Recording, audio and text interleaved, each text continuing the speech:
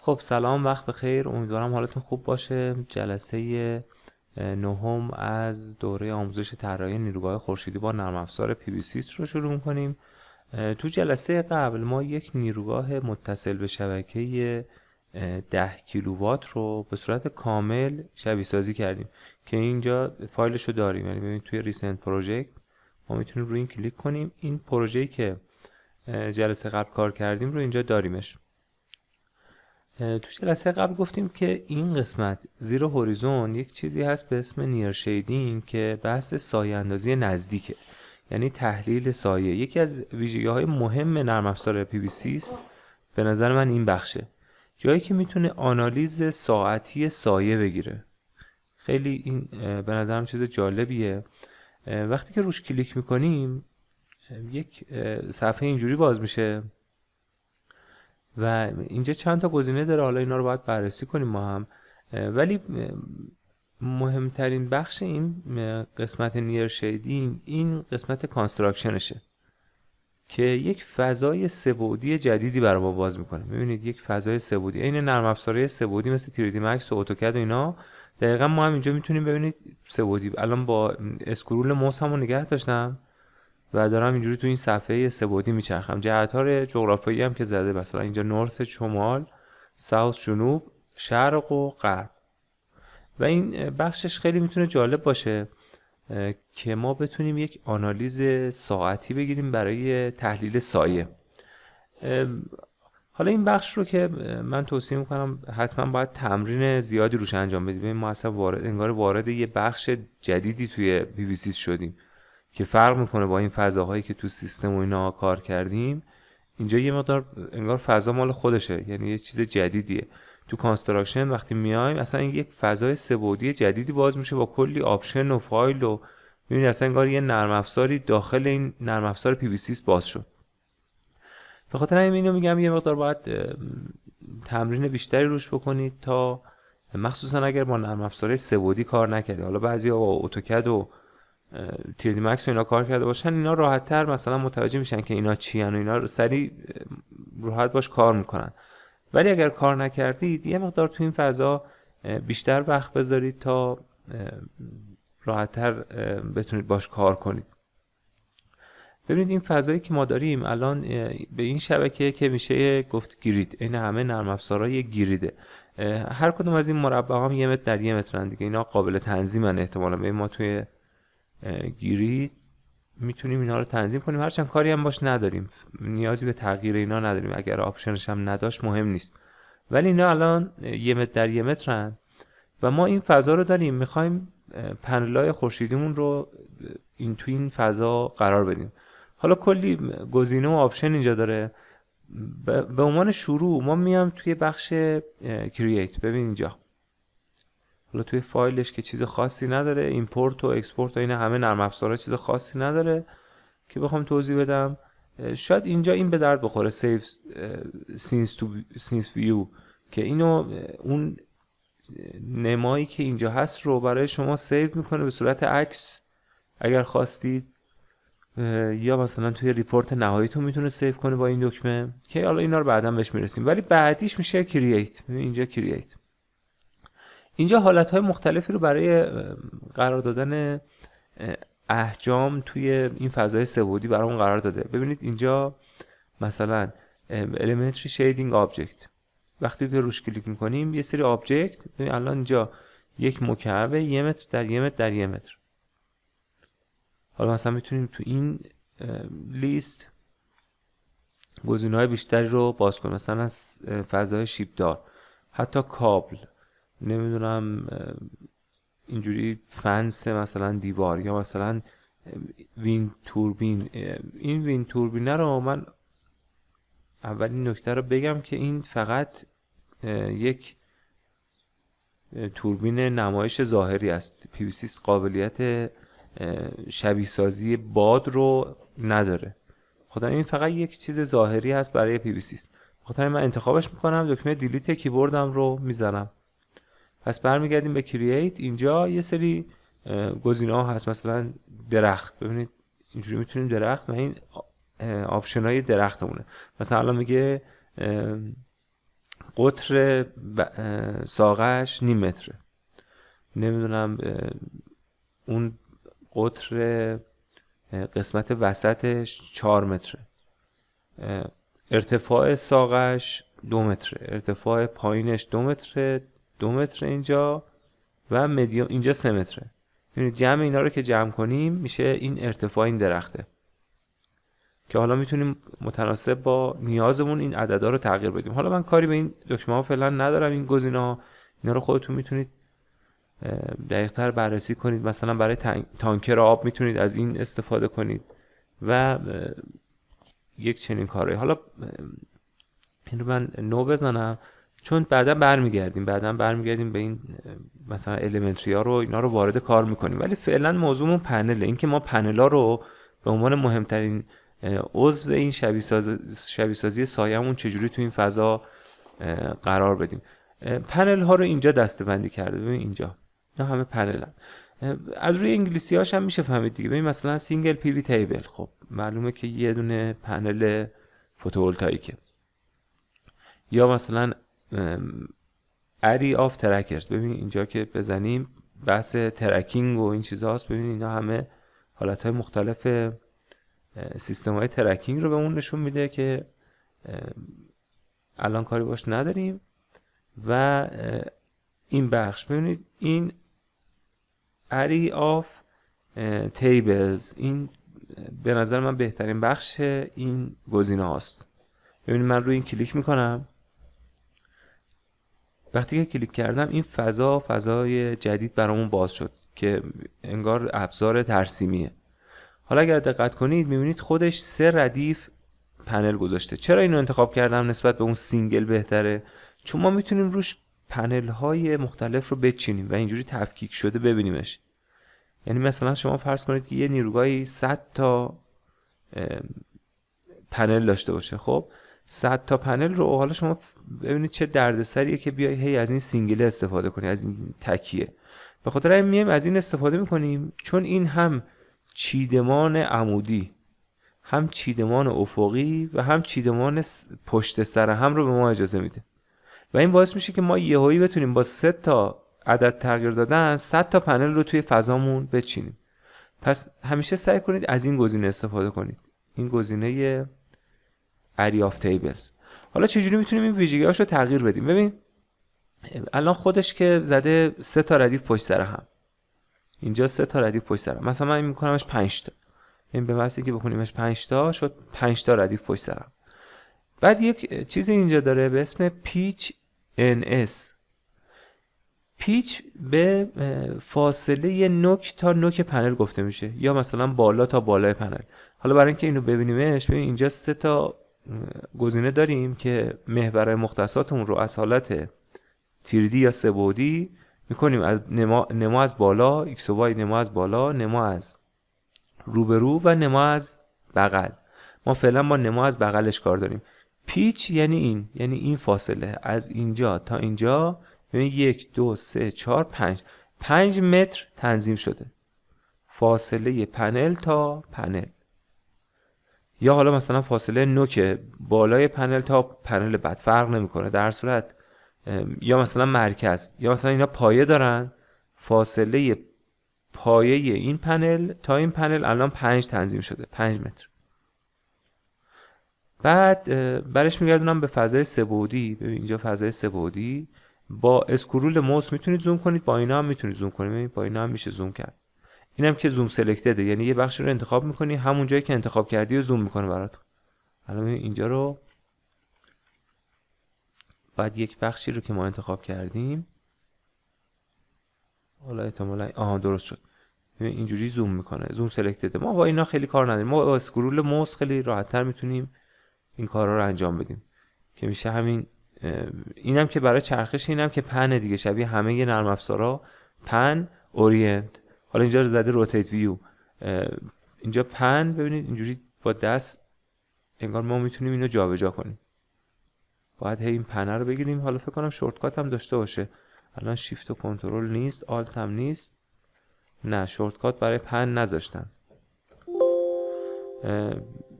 مثل این شورتکات داره، یعنی با بجای که بیایم روی این کلیک کنیم و اینجوری با کلیک بچرخونیم، من میتونم اینو انتخاب نکنم، با کلیک وسط موس هم این کار انجام بدم و این شورتکات این یکی است، میدل موس، یعنی اون دکمه وسط موس کار روتیت یا چرخش رو انجام میده. و اینجوری هم که پیچ رو هم که عددش رو توضیح دادم که چیه. یه گزینه داره به اسم میس الاین که هر دکمه هر گزینه‌ای هم که نمیدونستی مثلا میتونیم الان بزنیم دیگه. ببین مثلا میس الاینشه که یک بزنم، خب بیام از بالا نگاه کنیم فرقش رو بهتر متوجه میشیم. هر کدوم از این پنلا رو برداشته 1 متر کشیده اینور.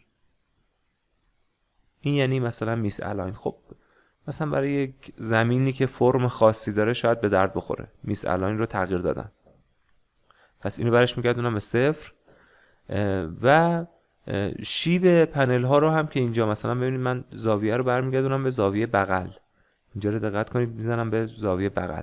تو زاویه بغل مثلا میگم شیب، انگار روی زمین شیب دار دارم پنل ها نصب میشن. اینجا شیب رو مثلا میکنمش 10 به اندازه 10 درجه. اینجا انگار زمینمون رو شیب دار کرد. مثلا اگه توی کوهپایه جایی خواستیم میتونیم از این بخش شیب زمین هم مشخص کنیم. حالا اینا رو من برش میگردونم به حالت اول، این 0 و برگشت به حالت اول که شیب زمین 0 هست. چون اینا برای آنالیز سایه میدونید چه فرقی میکنه وقتی که این زمین شیب دار بشه. خب فاصله این پنل ها میتونن با هم کمتر بشن، چون این پنل روی پنل بعد سایه نمیندازه. مثلا ما میتونیم وقتی که زمین شیب دار شد بیایم عدد پیچ رو کم کنیم. ببین مثلا من اینجا زاویه شیب پنل ها رو مثلا انگار داریم روی زمین شیب دار کار رو انجام میدیم، زاویه شیب پنل ها رو مثلا میکنم 10 درجه. بعد اینجا دیگه میتونم پیچ رو کوچیک‌تر کنم، مثلا بکنم این 3 متر. ببینید چون این دیگه احتمالاً روی این یکی سایه نمیندازه، پس این عددا رو به خاطر این دلیل ما میتونیم تغییرشون بدیم. حالا این رو هم برگردونم به 5 و درست شد. حالا این بخش سه‌بعدی رو برش میگردونم به فضای سه‌بعدی و کامل اینجا دارید میبینیدش. خیلی اینجا نکته مهمی داره. ببین الان یک تفاوت عددی هست بین متر مربع سیستم ما و متر مربع ماژول هایی که اینجا گذاشتیم. یعنی یک جورایی داره راهنما میکنه. خیلی هم عدداش دقیقاً شبیه هم نشه مهم نیست، ولی هم الان من اگر اینجا رو اوکی بزنم خب فکر میکنم یه ایرادی بگیره. اینجا بیام بیرون the shading factor has not been computed. خب بیشتر باشه رو ببین، بیشتر باشه رو ایراد نمیگیره. ببین الان میگه تو سیستمت 65 متر مربع ماژول گذاشتی، ولی تو شیدینگ 83 متر مربع ماژول گذاشتی، 83 متر، و اجازه میده که تیبل رو بزنیم تا محاسبات انجام بده. ولی خب بهتره که اینا رو برابر کنیم. حالا اگر کمتر بشه، من یه بار دیگه ببین اگر خواستید دوباره اینو آپشناشو ببینید روش دبل کلیک کنید. همین که روش دبل کلیک کنید اینجوری وارد فضاش میشید. میبینید حالا مثلا من اینجا توی بیس پارامتر دوش میکنم، ببین 2 شد. حالا الان فضای سایه اندازیمون خب خیلی کمتر از فضای سیستممون شده. احتمالاً الان دیگه اجازه محاسبات به اون نمیده. من اینو میبندم و این رو هم میبندم و بله ببینید اینجا میگه شیدینگ اریا خیلی کمتر از ماژول اریاست. میبینید اینجا 33 متر. پس اینا رو خیلی دقت کنید که تا یه حدی شبیه هم باشن، فضای سایه اندازی شما با فضای سیستم. حالا اینو چجوری میتونیم تنظیم کنیم؟ من برمیگردم تو سیستم نگاه میکنم. الان اینجا زده 20 تا ماژول برای یک نیروگاه 10 کیلووات داریم صحبت میکنیم دیگه. 20 تا ماژول سری شده، 2 تا استرینگ، 2 تا ماژول، 2 تا سری 20 تایی. این جلسه قبل رو حتما باید دیده باشید که این نیروگاه رو طراحی کردیم، شد 2 تا 20 تا. پس من میدونم 40 تا ماژول دارم. اینو میبندم، میام توی نیر شیدینگ، تو بخش کانستراکشن کلیک کنیم، میبینیم اینجا اون پنلامون پاک شده. یه بار دیگه میسازیمشون اینجا و حالا میخوایم طبق اون 40 تا پنلی که داریم این نیروگامون رو چیدمانش رو انجام بدیم. فرضمون چجوری باشه؟ فرضمون این باشه که اون استرینگ ها رو خب 2 تاشو اینجا بذاریم، 2 تاشو اینجا. حالا اون بستگی به زمین برای بهینه ترین چیدمان داره دیگه، اینکه مثلا زمین ما چجوری باشه. ولی فرض میکنیم که زمینمون اینجوری عرضش کمه و ما مجبوریم پنل‌ها رو پشت سر هم بچینیم، چون اگر عرض زمین زیاد باشه که اصلا دلیل نداره که پنل‌ها رو پشت سر هم بچینیم، همه رو اینجوری میچینیم که هیچ سایه اندازی نداشته باشیم. دقت میکنید الان فرض میکنیم که عرض زمینمون کمه، ما مجبوریم هر 10 تا پنل رو اینجوری قرار بدیم، بعد 2 تا رو با هم بکنیم یه استرینگ، 2 تا رو بکنیم یه استرینگ. پس همینجا متوجه میشم که این عدده باید بشه 4. شد 4 تا. حالا برای اینکه اینا رو تنظیم کنیم که تو هر کدوم چند تا پنل باشه، اینجا میام توی سربرگ بغلیش شید سایز، اینجا 2 تا گزینه داریم، بای ماژول، بای سنسیتیو سایز. سنسیتیو یعنی موثر دیگه، اون سایز موثر. ما با این خیلی کار نداریم، این به کارمون نمیاد به نظر. با همین بای ماژول خیلی بهتر میشه این کار انجام داد. بای ماژول. حالا بای ماژول رو اینجا زده که پنل هایی که توی سیستم انتخاب کردی از نوع مونو بودن، 250 وات بودن، ابعادشون هم عرضشون بوده 1 متر در 1 متر و 64. ببین اینو از سیستم آورد. حالا اگر 2 جور پنل انتخاب کرده بودیم، اینجا یه آپشنی هم برامون باز میشد، یعنی اجازه میداد بهمون مشخص کنیم که چه نوع پنلی. دقت میکنید الان ما سیستممون یه دونه پنل، اون ساب اریا رو یادتونه توضیح دادم. اینجا میتونیم مثلا اگر 2 تا ماژول داشتیم، اون وقت اون ماژولی که خودمون میخوایم رو انتخاب کنیم، ولی فعلا یه دونه ماژول داشته این نیروگامون، یه نوع ماژول، و اینم اینجا ابعادش آورده. اما اینجا دیگه میتونیم تغییرش بدیم. الان 2 تا گزینه داره اینجا، لندسکیپ، پورتریت. لندسکیپ یعنی اینجوری به صورت افقی، پورتریت یعنی عمودی. الان عمودی شد. این متناسب درخواست ماست که اینا رو چجوری با هم روی هم بچینه. ببین الان اینجوری روی هم به صورت عمودی گذاشت، یعنی این ارتفاع اگر بخوایم محاسبه کنیم شد چقدر؟ 2 تا 1.6 شد دیگه، بس شد 3.2 متر. میدونید همه بستگی به طراحی سازه و چه میدونم بادگیر اون نیروگاه و اینا داره که ما تصمیم میخوایم بگیریم که پنلامون رو به صورت افقی بذاریم یا عمودی. ولی فعلا به صورت افقی عمودی گذاشتیم، حالا مثلا به صورت افقی. من برش میگردونم به حالمون حالت عمودی. حالا میگه که نامبر آف ماژول، این ارتفاع در ارتفاع چند تا ردیف باشه؟ 2 تا. قاعدتا 2 تا ساخت استراکچر براش راحت تره. مثلا اینجا اگه بکنیم 3 تا خیلی سخت میشه استراکچر ساختن، هرچند داریم ما استراکچرهای 3 ردیف پنل روی هم داریم، مخصوصا اگر لندسکیپ باشه کنترلش راحت تره. ولی حالا که پورتریت داریم کار میکنیم همون 2 خوبه به نظرم. و بعد میگه که نامبر آف ماژولی که توی جهت X میخوای بذاری چند تا؟ همین 5 تا خوبه، چون ما هدفمون اینه که 10 تا دیگه. برای هر 10 تا ماژول یک پنل بسازیم و استراکچر سوارش کنیم روی استراکچر. درست شد؟ پس اینجا 10 تا ماژول وای اسپیسینگ و ایکس اسپیسینگ، همین فاصله کوچیکه. حالا اگر خواستی الان 2 سانت تنظیم شد، مثلا من میتونم بکنمش 5 سانت. ببینید این فاصله بین ماژول ها بیشتر شد. اینا خیلی تأثیری توی آنالیز سایه ما نداره، به خاطر همون بذارید همون 2 بمونه، چون این سطح موثر ما همین پنل است. این فاصله سفیده اسپیسینگ یا فاصله بین پنل است، پس اصلا عددش توی آنالیز ما هیچ تأثیری نداره، فقط به لحاظ ظاهری تأثیرش رو می‌بینیم. و اینم که مربوط به همین سنسیتیو اریا بود دیگه. اینجا اگه میذاشتیمش رو سنسیتیو میتونستیم طول و عرض بدیم که من میگم با پنل کار کنیم راحت تریم تا اینکه بخوایم طول و عرض موثر بدیم. و فریم ماژول ها هم اینجا میتونیم 2 سانت تعیین کنیم، چپ و راستش و بالا پایینش رو 2 سانت. اینا هم میگم خیلی چون روی اون تحلیل سایه موثر نداره خیلی این کار انجام نمیدیم. نیازی هم به این اوریجین و چیدمان و این حرفا نیست که بخوایم مثلا بچینیمشون. همین میذاریمش سنتر. همین گزینه‌ای که داشت به نظرم خوب بود. همین چیدمانی که داشت همین خوب بود. به سنتر که این خط سبز رو میبینید، این خط سبز مرکز باشه. میگم اینا خیلی تاثیر ندارن توی آنالیزمون. و یه تب دیگه هم داریم پارتیشن که این خیلی داستانش مفصله. این جلسه اصلا در موردش صحبت نمی کنیم، جلسه آینده در مورد پارتیشن. ما فعلا در مورد این دوتا صحبت کنیم. پارتیشن خودش خیلی داستان داره. خب پس پنل هامون چیده شد. حالا میرسیم به زاویه این پنل ها. ببینید ما اینجا توی سیستم، من اینو برگردونم، اینو سیوش میکنم. ببین الان اجازه تیبل زدن برای کامپیوت، برای محاسبه رو بهمون میده. خب من اوکی رو میزنم، بعد میگه که میخوای محاسبه کنی، ما هم میگیم محاسبه کن، باشه اشکال نداره. ببین یه جدولی رو برامون اینجا چیز میکنه که حالا کاری بهش نداریم.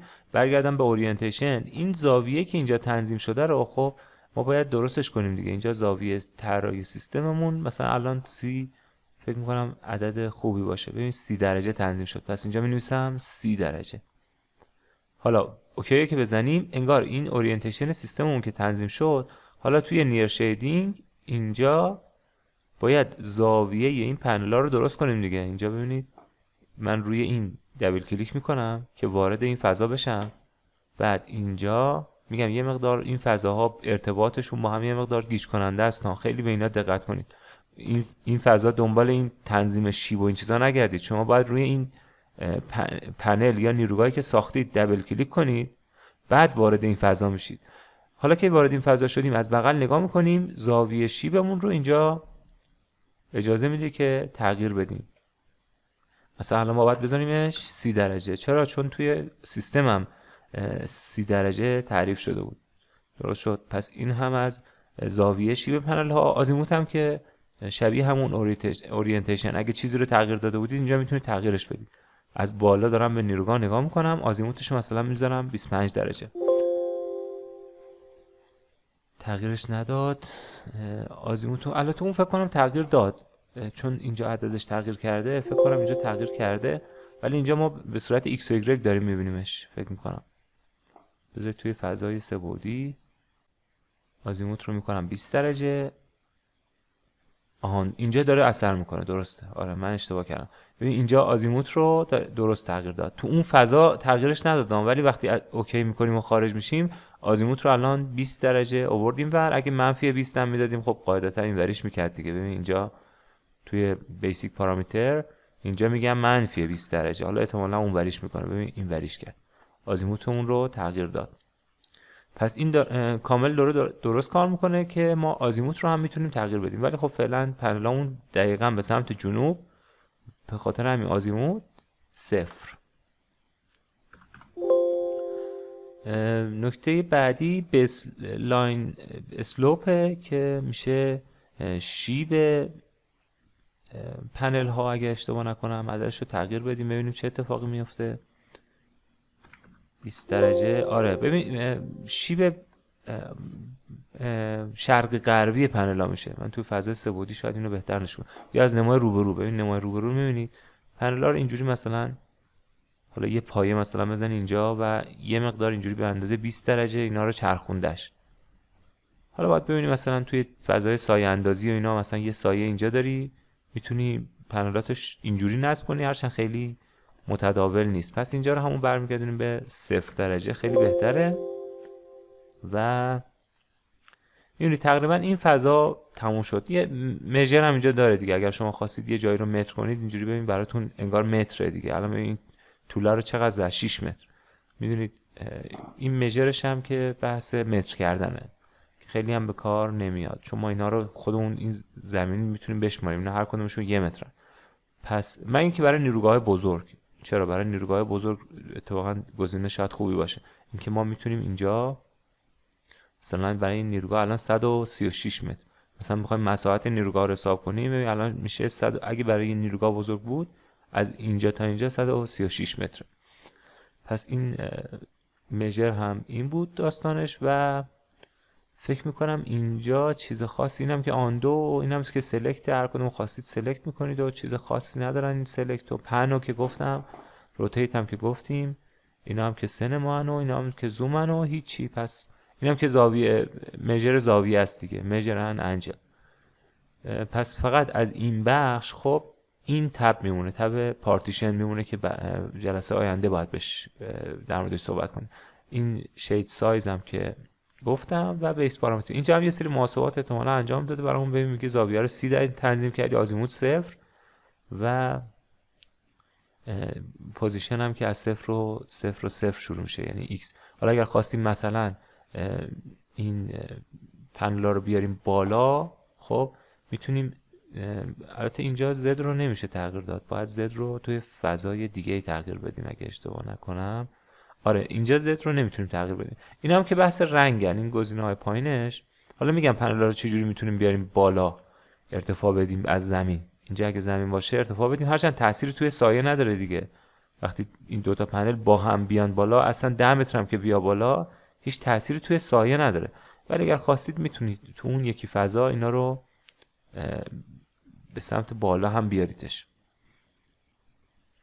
بعد دیگه اینا هم رنگن. ببین اینا بحث رنگه، مثلا خود پنلمون چه رنگی باشه. مثلا من میگم خودش دیفالتش آبیه، به نظرم خوبه چون به نظرم رنگ قشنگی انتخاب کردم برای پنلا.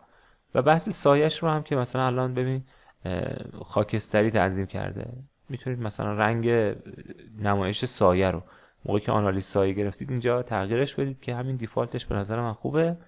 به خاطر همین اینجا این آبجکت رو میبندیم. حالا وقتی که این آبجکت درست شد میتونیم بازم کنارش آبجکت داشته باشیم این صرفا این نیست. من بخوام مثلا دوباره بغلش یک ردیف دیگه داشته باشم، میام توی کرییت یه دونه دیگه اری آف تیبلز و دوباره یه فضای دیگه. حالا اینو میبندم. ببینید مثلا الان ما دو تا داریم. حالا برای اینکه جابجاش کنیم اینجا باید ابزار موو رو داشته باشیم. ببین این دو تا افتادن رو هم، ابزار موو رو انتخاب میکنیم، اینو برمی‌داریم میبریم. حالا دو تا آبجکت داریم. ببین یه آبجکت، اینم یه آبجکت، یعنی رو هر کدومشون که دبل کلیک کنیم این آبجکت برامون باز میشه. ببین روی اینم دبل کلیک میکنم این فضا باز میشه. درست شد؟ پس اینا هر کدومشون یه آبجکتن. الان مثلا اگر یه درختم که وارد کنیم اونم یه آبجکته، یعنی میتونیم روش دبل کلیک کنیم. خب و اگر روش دبل کلیک کنیم اینجا توی این ارورای بخش سایه هم خب شاید ارورای زیادی داشته باشه. خب چون یه فضای سه بعدی تو دل نرم افزار پی وی سیسته، تو ورژن قبلیش هم اینجوری بود. یعنی پی وی سیست اکثر ارورایی که میداد تو بخش سایه اندازی بود، ارورایی که ممکن بود منجر به بسته شدن پی وی سیست بشه همه تو این فضا بود.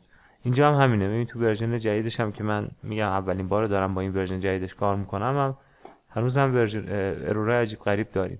پس اینجا ببینید افتر کرش، آره دیگه ممکنه کرش کنه دیگه. پس اینجا مثلا اگه یک درخت بذارم، خب الان اینم ببینید اینم یه آبجکته، پس میتونیم روش دبل کلیک کنیم و این گزینه‌هاشو تغییر بدیم. من یه بار خارج شم ببینم چجوری میشه.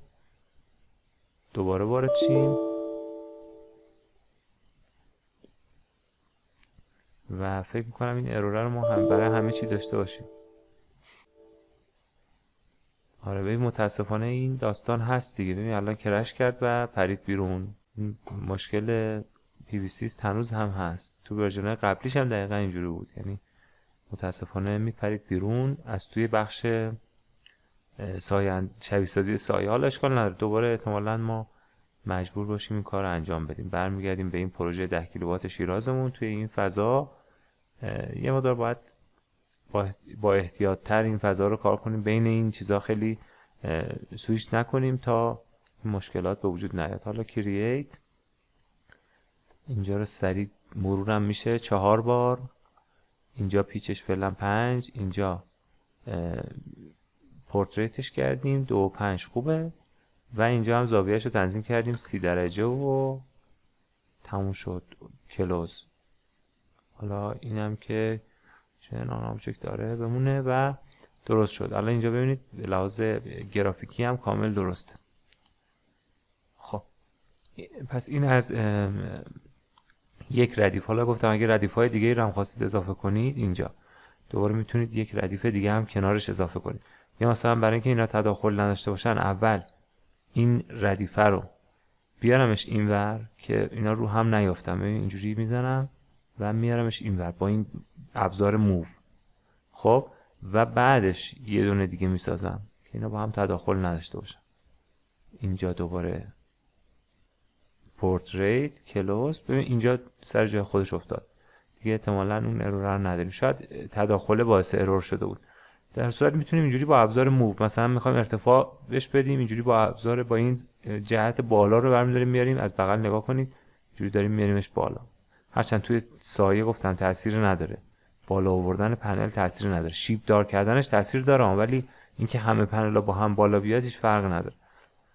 بعد پس این هم برای جلو عقب کردنش هم میتونیم اینجوری از ابزار موو استفاده کنیم و اینجوری مثلا پنل‌ها رو جابجا کنیم. حالا من این ردیفه رو پاک میکنم چون نیروگاه ما اصلا 10 کیلووات، سطح موثرمون خیلی بیشتر میشد با این شرایط و اینو میذارمش سر جاش.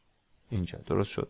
پس این شد 2 تا استرینگ 20 ماژوله و اینجا هم یه سری گزینه‌ها داریم دیگه، مثلا این برای سلکت، این که مثلا شما اینجوری به جای اینکه از این استفاده کنی مربع رسم کنی، مثل همه نرم افزار مدل سازی سه‌بعدی دیگه. حالا مثلا من با راینو مثلا کار میکنم، دقیقاً میبینید اینجوری این فضاهای انتخابی هن، ابزارهای انتخابی هن. بعد اینا هم که هیچی توی اون فضا قبلی هم بود، اینجا هم داشتیمشون، ببین اینجا هم داشتیمشون، پس هیچی. به زوم هم هیچی، اینجا هم حالا مثلا زوم یعنی کل اون چیزهایی که شما تو صفحه چیدید رو زوم میکنه روش. توی نرم افزارهای اتوکد بهش میگن زوم اکستند. اگر اتوکد کار کردید به این دستوری که شبیه اینه تو اتوکد میگن زوم اکستند. اینم که فضای رندرشه دیگه، یعنی به صورت رنگی به اون نشون میده. خودمون تنظیم کردیم آبی رنگ باشه دیگه. اگر خواستید اینا رو میتونید به صورت رندر بذارید. اینم که میجرشه، پس هیچی. یک دستوری اینجا داریم که ادیت آبجکت، همین دبل کلیک کردنه. یعنی من اینجا میتونستم یا دبل کلیک کنم روی اینا یا وقتی که انتخابش کردم اینو بزنم، فرق نمیکنه، هم دوتاش یه فضا باز میشه. اینم که موو، اینم که روتیت، یعنی اگر ما اونجا آزیموتو تغییر نداده بودیم میتونستیم از بالا به نیروگاهمون نگاه کنیم، از اینجا از ابزار روتیت استفاده کنیم، مثلا یه مقدار اینا رو بچرخونیم.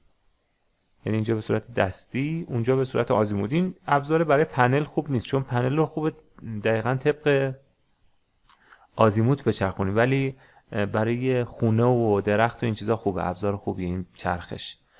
وقتی هم که چیزی رو تغییر دادم، خب کنترل زد میزنم برمیگرده دیگه. ببین الان اینجا کنترل زد میزنم برمیگرده سر جاش، برگشت سر جاش و درست شد. یک بخشی اینجا داریم که حالا آبجکت های مختلفی رو مثلا میتونیم رسم کنیم. خیلی من خودم هم باش کار نکردم. ببین اینجاها مثلا ببین الان اینجا درخت رو انگار با قابلیت های آپشنش اینجا ما داریم، خودمون میتونیم رسمش کنیم. یا مثلا یک گزینه دیگه، مثلا خونه رو میگم خونه از اینجا تا اینجاست، بعد ارتفاع بهش میدم میشه این خونه. یه سری ابزار جالبی هم هستن اینا، فکر کنم تو ورژن قبلیش نبوده اینا. یه مکعب مثلا میخوایم رسم کنیم، ولی خب بهتره که با اینجا بیایم چون ابعاد اندازه اینجا دقیق تره دیگه. مثلا الان نمیدونم اینا دقیقاً ارتفاع چند شد چون چشمی کشیدم دیگه، ولی وقتی اینجا یک مکعب رسم کنم میتونم دقیقاً بهش ابعاد بدم بر حسب متر و اینا همه توی سایه موثره. به خاطر همین ترجیح اینه که از اون فضای کرییت استفاده کنیم نه از این ابزار قلم. اینم بس هیچی.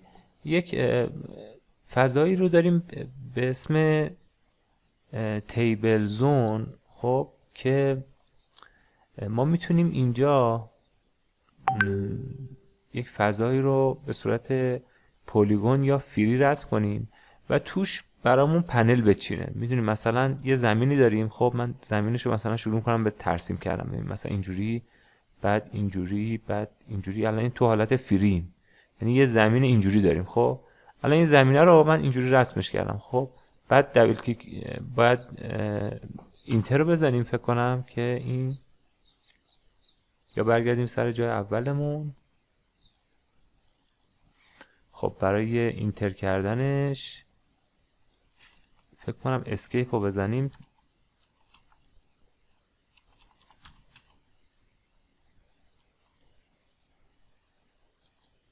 کلیک راست. ببین کلیک راست رو که میزنم این فضا تمام میشه. حالا میتونه برامون ببین اینجا که این دکمه رو بزنیم فکر میکنم برامون این فضا رو پر میکنه.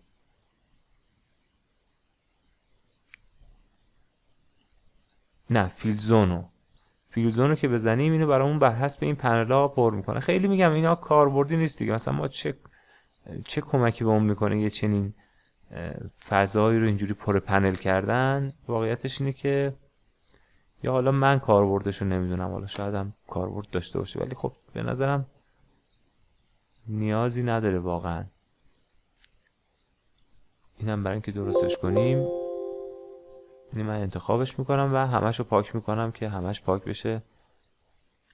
حالا کلش رو بخوایم پاک کنیم اینجا از ابزار سلکت استفاده میکنیم.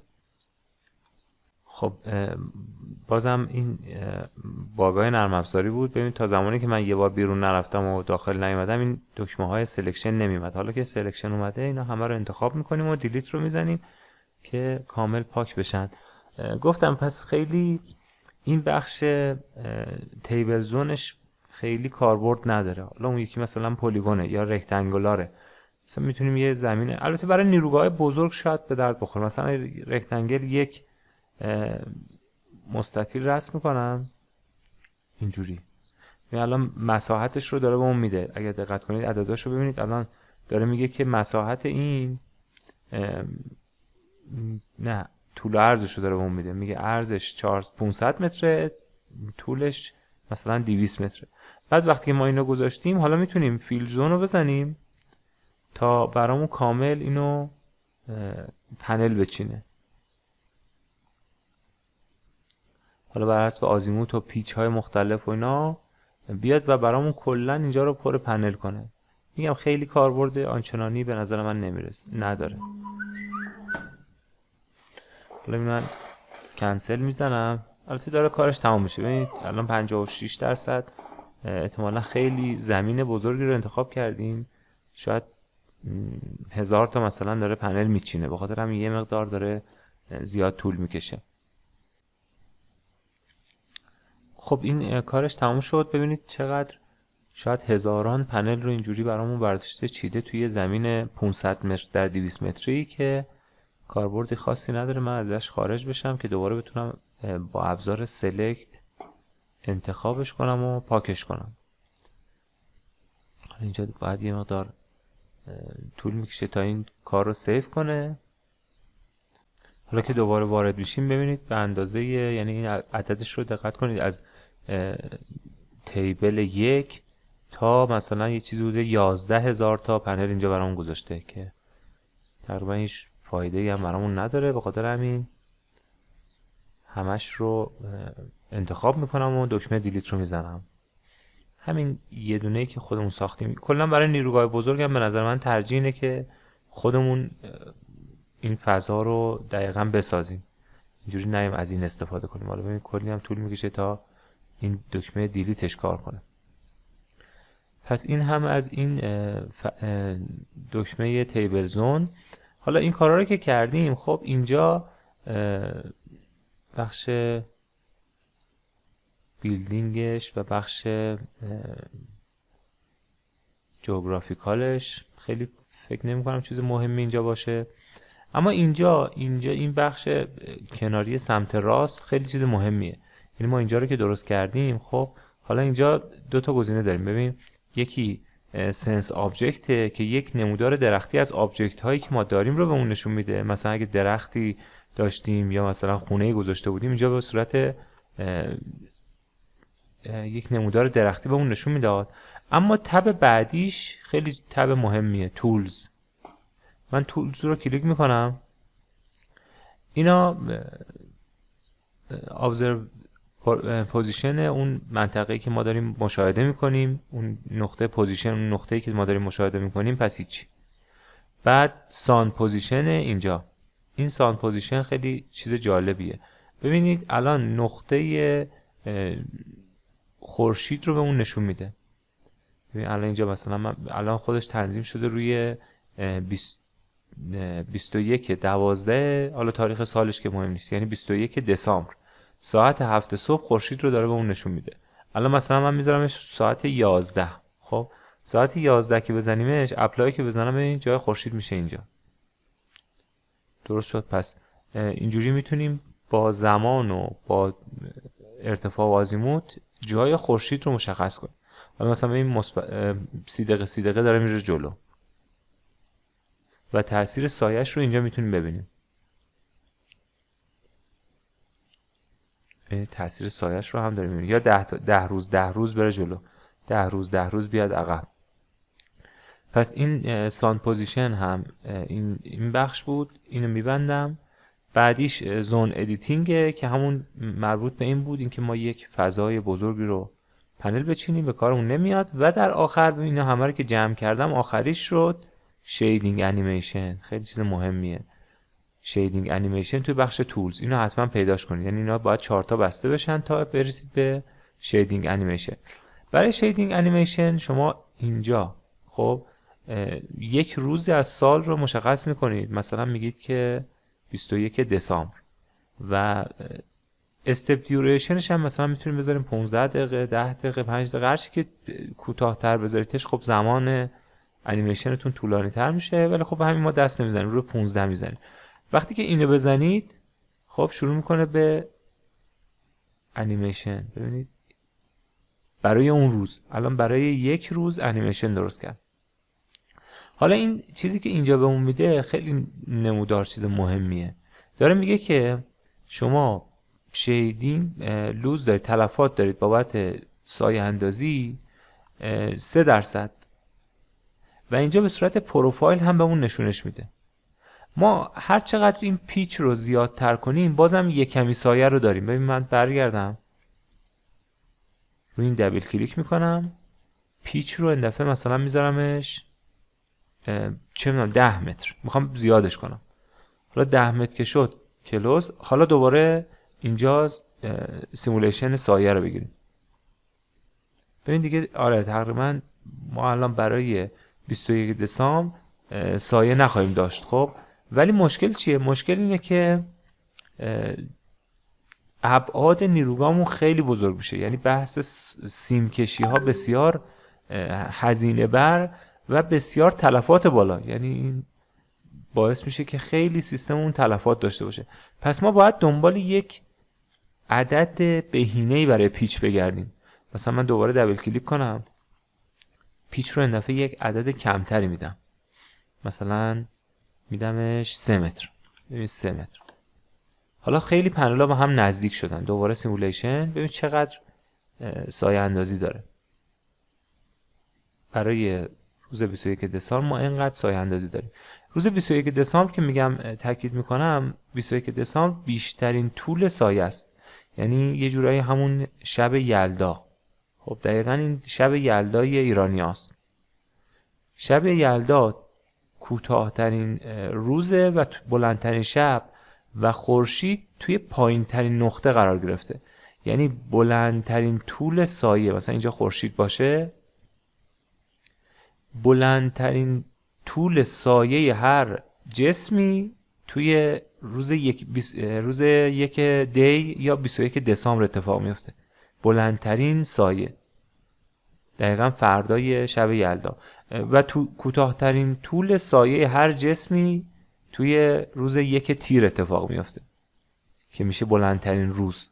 درست شد. به خاطر همین اینجا میذارنش روی 1 دی یا 21 دسامبر که بیشترین طول سایه. میگن اگر توی 21 دسامبر نیروگاهمون سایه‌اش رو آنالیز کنیم دیگه خیالمون راحته برای کل سال، چون بیشترین طول سایه توی 21 دسامبر. اما از نظر انیمیشن ببینید چقدر ما توی بدترین حالت سایه ببینید چقدر سایه اندازی زیادی داریم. درست شد. حالا مثلا روزش رو که عوض کنم این احتمالاً سایه اندازی کمتر میشه دیگه. مثلا بیایم ماهای گرم سال، مثلا ژوئن. خب برای ژوئن هم یه آنالیز بگیریم. این فقط اول صبح یه سایه زیادی داشت، دم غروب هم یه سایه زیادی داره، چون حالا بعداً میگم که علتش چیه. این سایه آخری، این سایه آخری و اولی رو بعداً توضیح میدیم. پس بدترین سایه میشه، بلندترین طول سایه برای نیروگاه خورشیدی میشه روز 21 دسامبر. 21 دسامبر یا 1 دی. و این هم از شرایط 21 دسامبر. حالا در مورد این باید صحبت کنیم که چه عددی رو به عنوان پیچ انتخاب کنیم که نیروگاهمون هم از نظر سایه اندازی خوب باشه، هم از نظر طول سیمکشی منطقی باشه. اون عدده چیه؟ اون عدده اینجاست، 9 صبح یا 3 عصر. ما فاصله پنل ها تا پنل ها رو جوری باید تنظیم کنیم که توی روز 21 دسامبر یا 1 دی از ساعت 9 صبح تا ساعت 3 عصر هیچ سایه اندازی نداشته باشیم. این ساعت هم ساعت خورشیدیه، یعنی ساعت 12 مبناست. ما خورشید گفتیم ساعت 12 بالاترین جای تو آسمونه. پس از ساعت 9 صبح تا ساعت 3 عصر. درست شد. پس باید پیچمون رو انقدر تغییر بدیم تا حالت بهینه‌اش به دست بیاد. من برگردم دوباره، پس پیچ رو مثلا بکنیم 6 متر. اینجا من پیچ رو تغییر میدم به 6 متر. میخوام چک کنم ببینم 6 متر چجوریه. دوباره سیمولیشن. خب خیلی 6، ببین یه سایه کوچیکی اینجا داریم، ولی بازم راه داره که یه مقدار فاصله پنلا کمتر بشه، چون ما هدفمون اینجاست. پس میکنیمش 5.5 متر. هرچی این عدده چیزتر بشه طول سیم کشیمون کمتر میشه. پس اینجا من پیچ رو دوباره میکنمش 5 و مثلا این دفعه 5 و 14، 5 متر و 40 سانت. 5 متر و 40 سانت میبندم و اینجوری. خب 5 متر و 40 سانت کم بود. ببین تا ساعت تقریبا 9:30 ما اینجا سایه اندازی داریم. پس دوباره باید برش گردونم بکنمش مثلا این سانتا مهمن. توی نیروگاه بزرگ همین سانتا میشه چند صد متر کابل کشی سیم. پس خیلی این سانتا مهمن. اینجا توی بیسیک پارامترز پیچشو میکنیم 5 متر و 70 سانت. 5 متر و 70 سانت میبندیم. حالا اینجا ببینید تقریبا خوبه، یعنی دیگه از ساعت 9 صبح، 9 صبح خورشیدی ها، نه 9 صبح ساعت رسمی، ساعت خورشیدی، ساعتی که خورشید ساعت 12 بالای آسمون باشه، به این میگیم ساعت خورشیدی. ساعت 9 صبح تا ساعت 3 عصر دیگه نیروگاهمون به هیچ وجه تحت سایه قرار نداره. حالا ممکنه توی نیروگاه اینجوری مثلا ممکنه این ردیف روی ردیف بغلیش هم سایه بندازه. به خاطر همین این عدد مبنا نمیتونه باشه. مثلا من نگاه کنید اینجوری از بالا به نیروگاه نگاه میکنم، خب، و بعد اینو انتخابش میکنم و کپی پیست میزنم، یعنی کنترل سی کنترل وی. وقتی که کنترل وی رو زدم یه دونه جدید برای من درست کرد. حالا اینو برش میدارم میذارمش بغل این. میخوام ببینم شرایط سایه‌مون چجوری میشه. من حدس میزنم دیگه با این شرایط جدید اگر اینجوری بخوایم بچینیم دیگه 5 متر و 70 مناسب نیست. حالا امتحان میکنیم. زوم سلکتد رو میزنم، انتخاب دقیقا همون جایی که این اشیامون هستن زوم میشه و حالا امتحان میکنیم. نه بازم تقریبا خوبه. بازم تقریبا از ساعت 9 صبح تا 3 عصر سایه اندازی نداریم، ولی یه مقدار حجم سایه‌مون بیشتر شد، ولی ساعتش خوبه. پس این نکته خیلی مهم رو همیشه برای سایه اندازی داشته باشید که بدترین روز سال از نظر سایه که میشه روز 1 دی، ساعت 9 صبح تا ساعت 3 عصر رو چک کنید برای نیروگاهاتون. مثلا من اینو پاکش کنم و دیلیت. درست شد. پس این شد آنالیز سایه این نیروگاهمون. حتی میتونیم یه بار دیگه هم ران بگیریم. حالا این دوباره باگ نرم افزار اجازه نمیده که اینا بیان. یه بار دیگه ران بگیریم و بسیار سایه کمی رو داریم، 3%. حالا میتونیم اینجوری یه الیمنتری هم بهش اضافه کنیم. مثلا من یک درخت هم بهش اضافه میکنم. اینو دیگه کارش نمیتونیم بکنیم. اینو میدونید مثلا فرض میکنیم که اینجا قسمت اینجا توی نیروگاه یک درختی هم هست، یا حالا زمینمون اجازه میده که نیروگاه رو جابجا کنیم یا زمینمون اجازه نمیده، که دیگه مجبوریم با همین شرایط موجود. ببین تاثیر این درخت رو اینجا میبینیدش. که توی روز 1 دی یه چنین سایه‌ای رو میندازه و حدود 4.7% 5% از تابش خورشید رو ما به خاطر سایه از دست میدیم توی اون روز 1 دی. و اینجوری تموم شد این بخش شیدینگ انیمیشن. من کلوز رو که بزنم اینجا یک ارور قرمز رنگ داره میده. اورینتیشن اون رو آپدیت کرد، درست شد. و حالا اینجا رو دقت کنید، میگه که برای اینکه محاسبات سایه انجام بشه شما باید حتما دکمه تیبل رو بزنید. پس حتما من دکمه تیبل رو میزنم. حالا این محاسبات انجام شد. میبینید این محاسبات انجام شد. این عددا نشون میده که ما تو این جاها یک سایه اندازی هایی داریم. میبینید تو این جاها سایه اندازی هایی داریم، بقیه همه صفرن. و اینو میبندیم. حالا دیگه این پیام نارنجی رنگ رو هم دیگه نداریم و میتونیم روی گراف اثر سایه رو ببینیم. این اثر این درخت است. این اثر این درخت است. روی سامپس دیاگرام داریم میبینیمش. و اوکی رو که بزنم، حالا دوباره ران میگیریم. این دفعه تاثیر سایه رو هم توی ریپورتمون بهمون نشون میده. اینجا ریپورت، الان به این دیاگرام صفحه آخر PVC است یک بخش اضافه شده که داره میگه که شما یه مقدار تلفات دارید به خاطر سایه. من زودتر بیام این صفحه آخر اینجا. حالا ببینید اینجا به خاطر نیر شیدینگ خب 1.74 صدم% تلفات داریم، نور از دست میدیم. این بخش مربوط به نور بود دیگه.